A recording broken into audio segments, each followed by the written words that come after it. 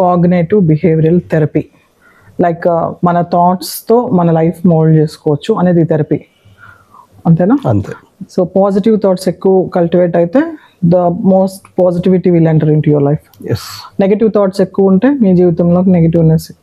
కానీ negative thoughts some times ఎక్కువ negative experiences వాళ్ళకి జరిగినప్పుడు కూడా పీపుల్ ఎవరైనా సరే ఆటోమేటిక్గా నెగిటివ్ ఫీలింగ్స్ ఎక్కువ వస్తాయి. ఇప్పుడు ఒక సంఘటన జరిగింది అనుకోండి, వెంటనే ఒక భయం అనేది క్రియేట్ అవుతుంది, బాధ క్రియేట్ అవుతుంది, ఇదంతా కూడా నెగిటివే.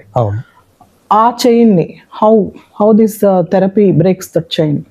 మనము అంటే రియలైజ్ చేపిస్తాము.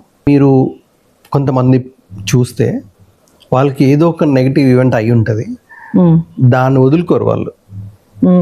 ఒక keep on repeating in their mind over a period of time మళ్ళీ ఇంకొక ఏదో నెగిటివ్ ఈవెంట్ అయితే, అంటే సిరీస్ ఆఫ్ నెగిటివ్ ఈవెంట్స్ అయితే వాళ్ళ లైఫ్లో. బ్రెయిన్ అనేది కట్టప్పలు అంటది. ఓకే, బానిస. బ్రెయిన్కి అంటే కట్టప్పకి బాహుబలిని ఆయన పెంచాడు కదా, అన్నీ ఆయనే చూసుకుని చిన్నప్పటి నుంచి ఒక కొడుకులాగా చూసుకున్నాడు. బట్ శివగామి చంపానంగానే చంపేశాడు.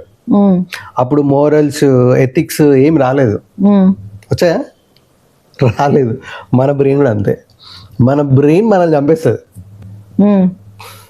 ఓకే, అరే ఇది నా బాడీ కదా. ఎగ్జాంపుల్, సూసైడ్ చేసుకుంటారు. సూసైడ్ చేసుకున్న వాళ్ళు ఏం చేస్తారు? వాళ్ళు చంపేసుకుంటారు కదా.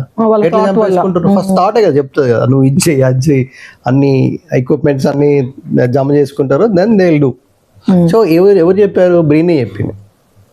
ఓకే, బ్రెయిన్కి మోరల్స్ లేకపోతే ఎథిక్స్, అయ్యో నా మనిషి నన్నేం చంపుకుంటున్నా, ఇవన్నీ తెలియదు. మనం ఎలా ప్రోగ్రామింగ్ చేస్తే అది అలా తయారైపోతుంది. మనకి తెలుసో తెలియకో ఒక నెగటివ్ ఈవెంట్కి లేదా ఒక బ్యాడ్ సిచ్యువేషనో లేకపోతే ఇంకొక ట్రొమాటిక్ ఈవెంట్కి మనం గురైనప్పుడు తొందరగా we have to కమ్అట్ from that state of mind.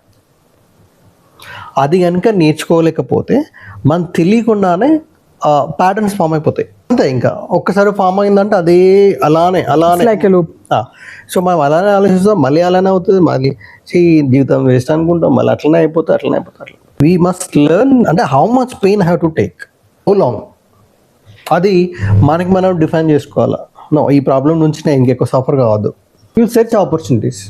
అదే మెడిటేషనా, లేకపోతే థెరపీయా, లేకపోతే సత్సంగమా, లేకపోతే భజన, సింగింగ్ సాంగ్సా, ఏదైనా కానీ అది ఆ రెగ్యులర్ థింకింగ్ ఏదైతే ఉందో దాన్ని బ్రేక్ చేయాలి. దాని ప్లేస్లో కొత్త థాట్స్ రీప్లేస్ చేయాలి. ఓవర్ పీరియడ్ ఆఫ్ టైం ఏమవుతుంది, మళ్ళీ ఆ లూప్, కొత్త న్యూ లూప్ క్రియేట్ అవుతుంది.